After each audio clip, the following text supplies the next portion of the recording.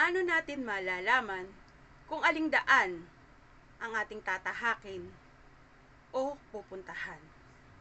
Sino ang gagabay sa atin sa mga desisyon at mga pagpili na ating gagawin? At yan po ang sama-sama nating pag-aaralan ngayong gabi. Pero bago po ang lahat, ito po ang ating Friday devotion in the Word and in prayer.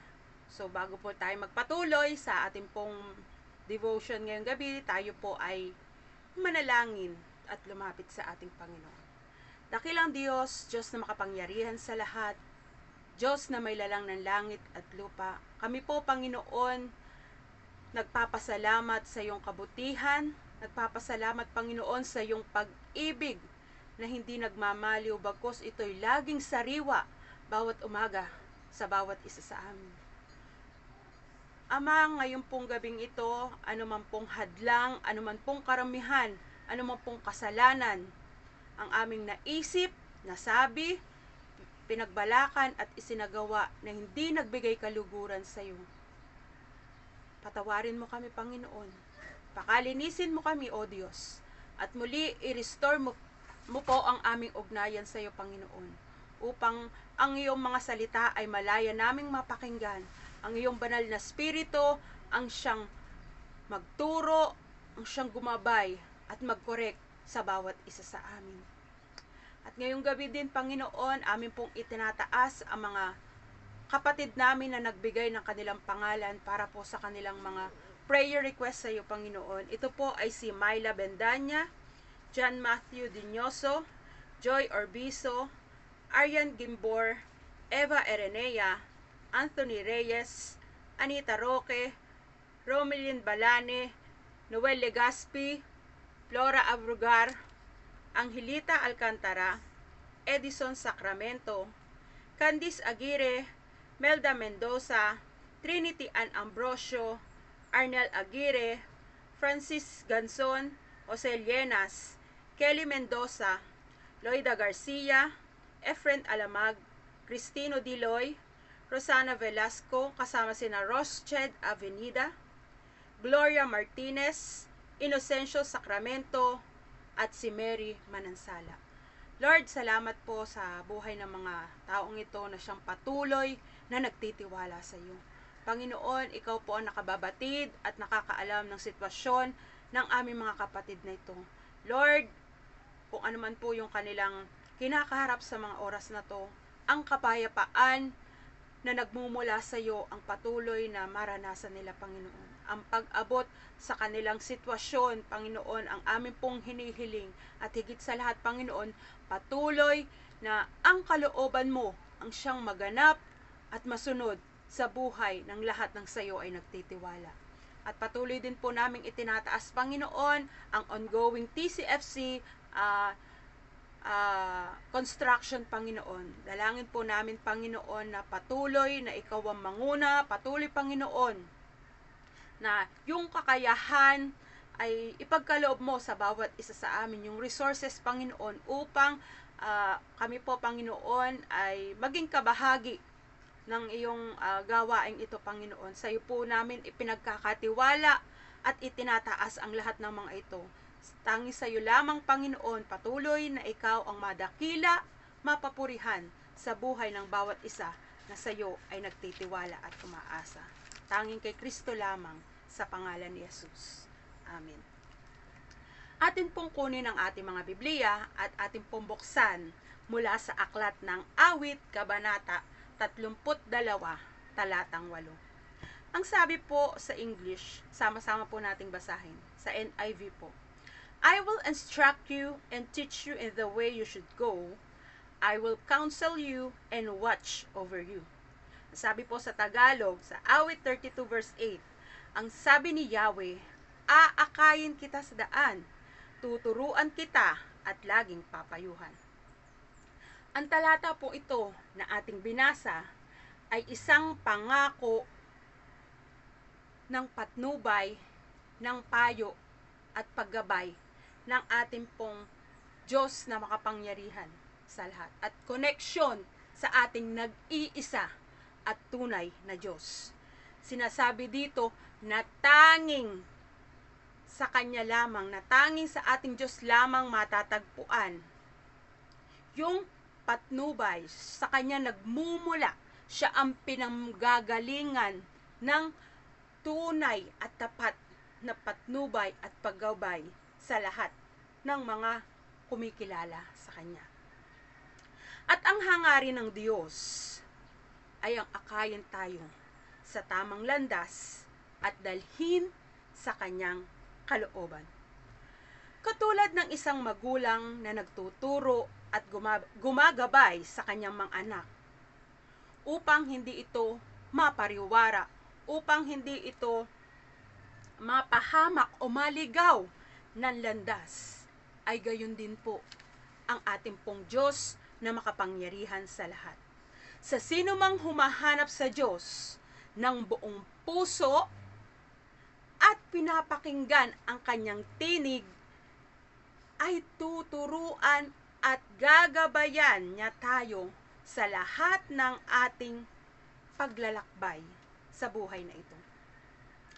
Kailangan po ng tao ang patnubay at paggabay ng Diyos sa kanyang buhay.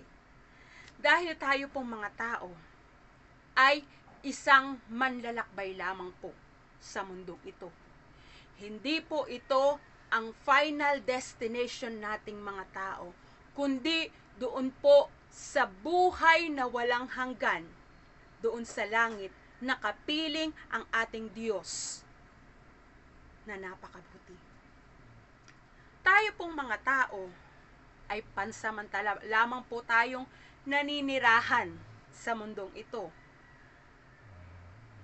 Kaya, kinakailangan po natin ang paggabay, ang patnubay, ang payo, at instruksyon ng ating pong Diyos na makapangyarihan sa lahat. Lalo't higit sa lahat ng mga kumikilala, nananampalataya, at tagasunod ni Kristo. Sapagkat maya't maya, marami po tayong ginagawang pagpili, marami po tayong ginagawang desisyon na maaaring makaapekto po sa atin pong hinaharap. Kung walang wastong patnubay, paggabay, at pagtuturo na nagmumula sa Diyos, ay ang tao po ay madaling maligaw. Madali po siyang gumawa ng isang desisyon na ito po ay magiging maling desisyon o maling pagpili dahil walang paggabay ng Diyos. Si Jesus bilang ating mabuting pastol, siya po yung ating good shepherd, ay nagbibigay po ng direction, ng guidance, ng payo at pangunawa at kalinawan para sa lahat ng sa Kanya ay nagtitiwala. Ang Kanyang patnubay ay nagdudulot ng kapayapaan at kaligtasan sa lahat ng mga tagasunod niya. Alam ng Diyos ang hinaharap ng tao. Alam ng Diyos yung future natin. At alam din ng Diyos yung mga panganib. Yung mga panganib o yung mga pwedeng makapagpahiwalay sa atin sa Diyos, sa hinaharap. At ito pong Diyos na to ay siya pong nakakaalam at siya po yung umaakay sa atin sa tamang landasin o right path na inilaan niya sa lahat ng mga nagtitiwala at nananampalataya sa Kanya. Ang sabi po sa ating talata na binasa, tuturuan kita, I will instruct you. Nangako ang Diyos na magbibigay ng karunungan at pangunawa upang mapili natin ang tama. Ito ay hindi lang isang intelektual o pang-isip lang, kundi ito po ay pati na rin sa spiritual guidance o spiritual na patnubay na kailangan ng isang nananampalataya o kumikilala sa ating Panginoon. sa kanyang paglakad sa pananampalataya at sa ating Panginoong Hesukristo. Paano tayo tinuturuan? Paano tayo ginagabayan? Paano tayo pinapayuhan ng ating Panginoon? Una po, ito po ay sa pamamagitan ng kanyang mga salita. So, ang Biblia po ay isang roadmap ng nagbibigay ng patnubay, ng gabay at direksyon sa buhay ng isang mananampalataya. Sabi po, yung sa awit 119, 105, God's word is a lamp to our feet. Ang salita po ng Diyos ang ating tanglaw at gabay dito po sa ating daraanan sa mundong ito. Ang salita ng Diyos ang nagbibigay liwanag, ang nagbibigay gabay sa landasin na inilaan sa atin ng ating pong Diyos na makapangyarihan. Kaya napakahalaga po mga kapatid na itong salita ng Diyos ay atin pong binibigyan ng panahon, ng oras at prioridad sa ating mga buhay. Maglalaan po tayo ng panahon upang yung salita ng Diyos ay atin pong mabasa, mabuksan, mabulay-bulay, at maglaan din po tayo ng panahon at oras sa pananalangin sa ating pong Panginoon. Obeying God's word brings success. Ang sabi po sa Joshua 1:8, huwag mong kaliligtaang basahin ang aklat ng kautusan, pagbulay-bulayan mo iyon araw at gabi upang matupad mo ang lahat ng nakasaad doon. Sa ganon, magiging masagana at matagumpay ang iyong pamumuhay. So kapag sinusunod po natin ang salita ng Diyos, ay sinasabi po dito, tayo po ay makapananagumpay. Makapananagumpay po tayo saan? Doon po sa takbuhin na inilaan sa atin ng ating Panginoon. Napakahalaga po nito mga kapatid, na sinusunod po natin. Hindi lang natin basta pinapakinggan ang salita ng Diyos, kundi ito po ay ating sinusunod, kundi ito po ay ating isinasabuhay. Ina-apply po natin sa buhay natin. Napakahalaga po nun mga kapatid. Yung pong ating isabuhay, hindi lang basta narinig, napakinggan, kundi ito'y sinusunod at ina-apply at isinasabuhay sa ating mga buhay. Ano pa po? His words corrects and instructs us. Sabi po sa ikalawang Timoteo 3:16, ang lahat ng kasulatan ay kinasihan ng Diyos at nagagamit sa pagtuturo ng katotohanan, sa pagtatama sa maling katuruan, sa pagtutuwid sa likong gawain, at sa pagsasanay para sa matuwid na pamumuhay. So ang salita po ng Diyos, yung nagtutuwid at nagtuturo sa atin upang malakaran natin ang ating pananampalataya na may katagumpayan, sapagkat yung salita ng Diyos, yung siyang ilaw, tanglaw at gabay natin sa mundong ito, lalo na sa paglakad natin sa pananampalataya sa ating pong Panginoong Hesus. Ano pa po? Jesus guides us through His Holy Spirit. Si Kristo ay ginagabayan po tayo sa pamamagitan ng banal na Espiritu. So, ang lahat ng mga nakipag-isa, ang lahat ng mga nananampalataya, ang lahat ng mga tagasunod ni Kristo, simula nang po sila ay manampalataya, tinanggap nila si Jesus sa kanilang mga buhay, ay meron pong Holy Spirit. Dahil ito pong Holy Spirit ay tatak po ng pagmamay-ari tayo ng Diyos. So simula po tayo ng kumilala, manampalataya sa ating Panginoong Hesus, tinanggap natin siya bilang Panginoon at tagapagligtas ng ating buhay, ay mayroon po tayong banal na spirito. At ito pong banal na spirito, dahil hindi po natin physical na kasama ang ating Panginoong Hesus, ito pong banal na spirito ang siyang tumutulong sa bawat isa sa atin upang tayo po na nananampalataya sa Panginoong Hesus ay magabayan niya sa pamamagitan nitong banal na spirito na nasa sa atin ngayon sa lahat ng mga kumikilala at nananampalataya sa ating pong Panginoong Hesus. So, ang banal na spirito din ang nagtuturo sa atin ng dapat nating mga malaman.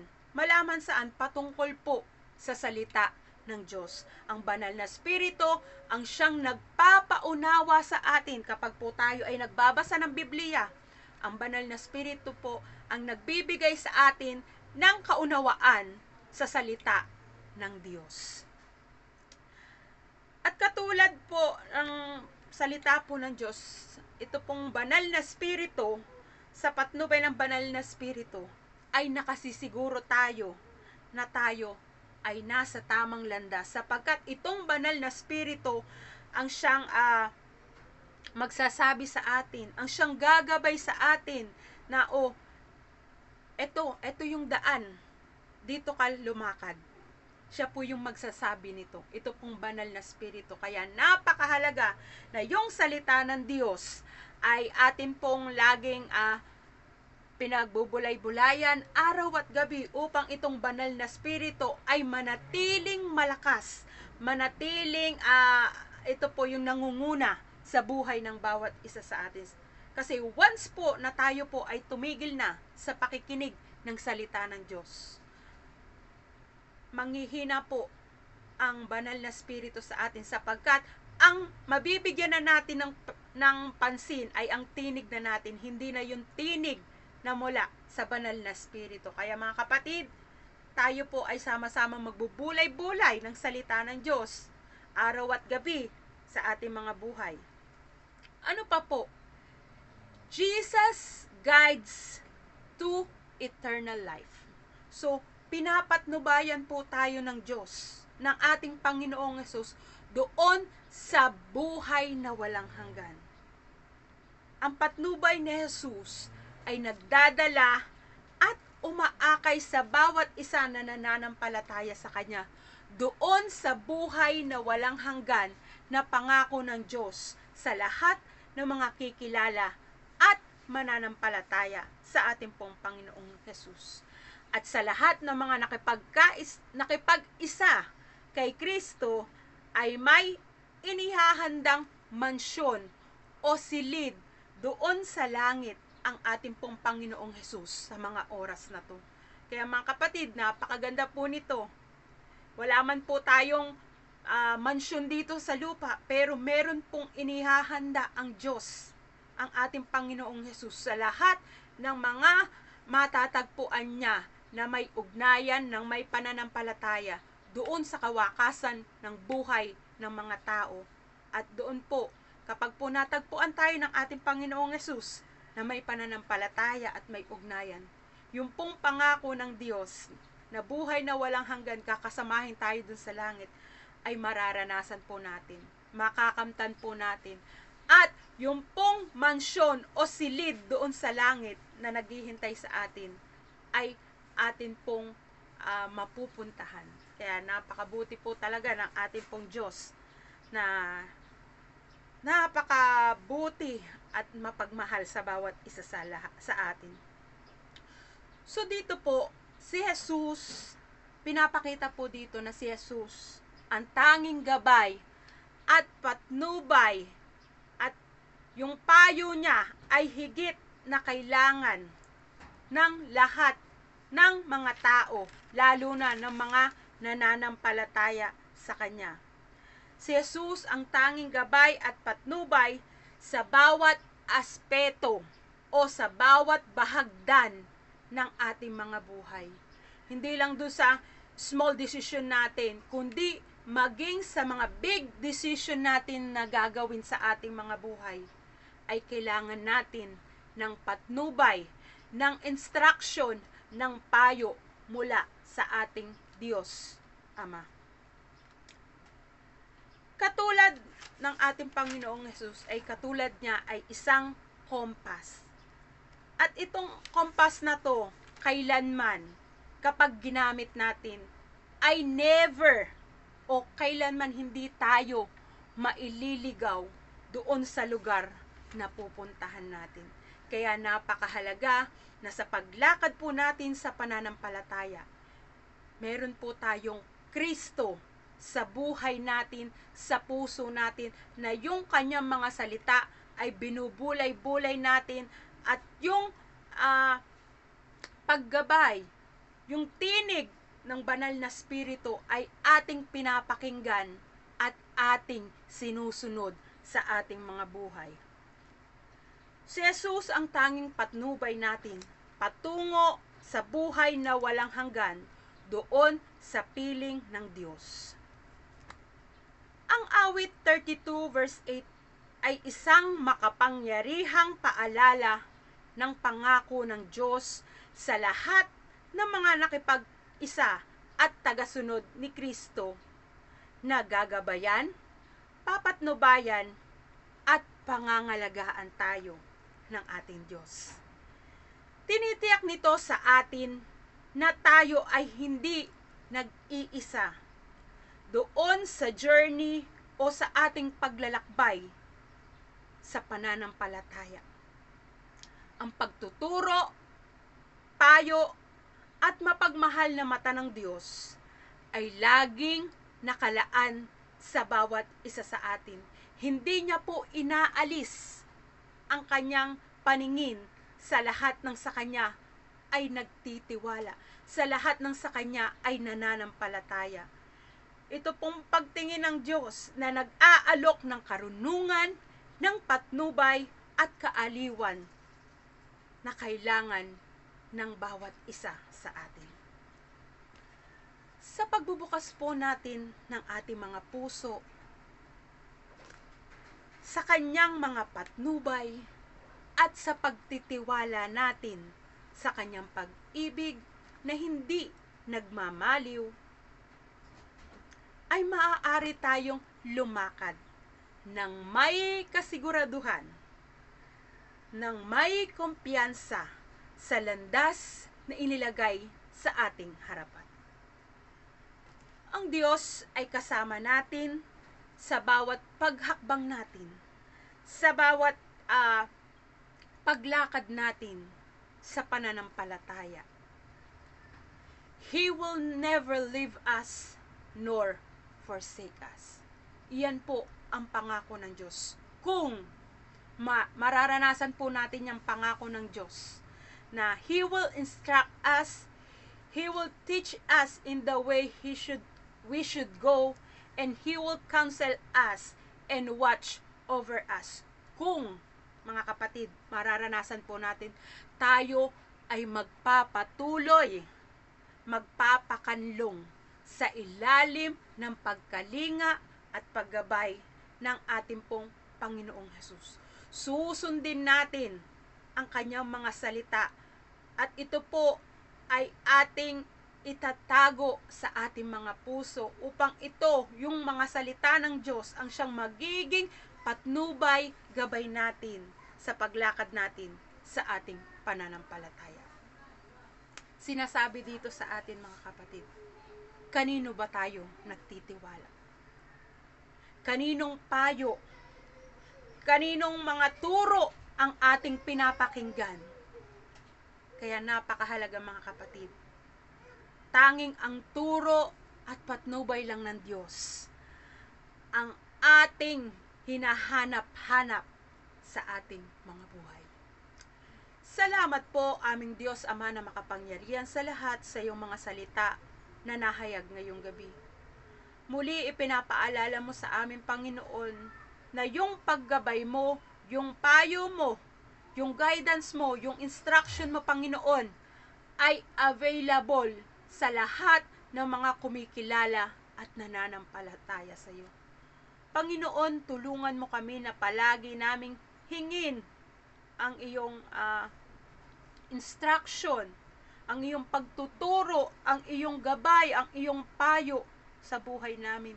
Huwag kaming manangan sa payo ng aming kapwa, sapagkat ang payo ng aming kapwa ay magdadala sa amin sa kapahamakan.